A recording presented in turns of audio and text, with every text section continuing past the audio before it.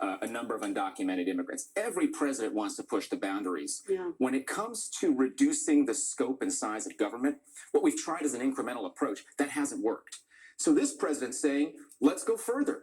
Let's cut deeper. And it is going to result in people saying, is this the right thing to do? But fundamentally, what President Trump's trying to do is to move the needle in a non-incremental way. And that is going to result in people asking questions. That's where we're at. But in my view, the response we're seeing from the American people, it's got to play out over some period of time. Because federal workers are not a particularly sympathetic group for most Americans. Right, but the challenge is they're not theoretically in D.C. when they are in Tulsa or Oklahoma City or Norman, like they were for Senator Mark Wayne Mullen. It's a very different story. The most interesting thing I thought he said during the interview was, I don't want to see folks losing their jobs. Well, that's precisely what's going to happen if you go through with these sort of chainsaw-style cuts of federal employees. People don't like it when it starts hitting them when they have skin in the game, which is, I think, why it's been so hard over the years, Lonnie, to actually make any real change in the government, because people don't want to see profound change when it affects them.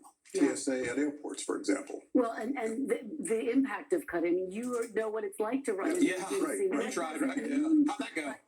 Incidentally, it wasn't just it was me too.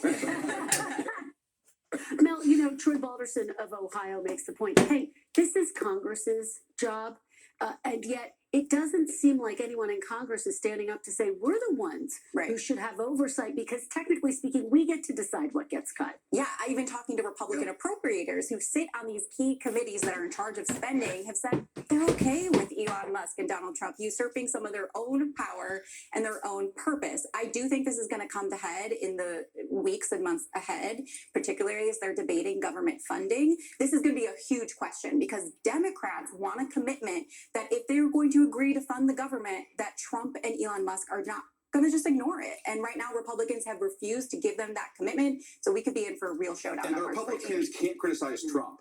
But I'll tell you what, I think Elon's going to start catching some of that fire from them. Yeah. All right. Well, we will watch it closely, guys. Stand by. We have a lot more to discuss. We do want to note that Michigan Governor Gretchen Whitmer had committed to appear on the broadcast this morning. Her staff called late Friday to cancel her appearance, citing changes to her schedule. We do hope to have her back soon. When we come back, President Trump is targeting diversity initiatives in the federal government. We look back on how they were once embraced in our Meet the Press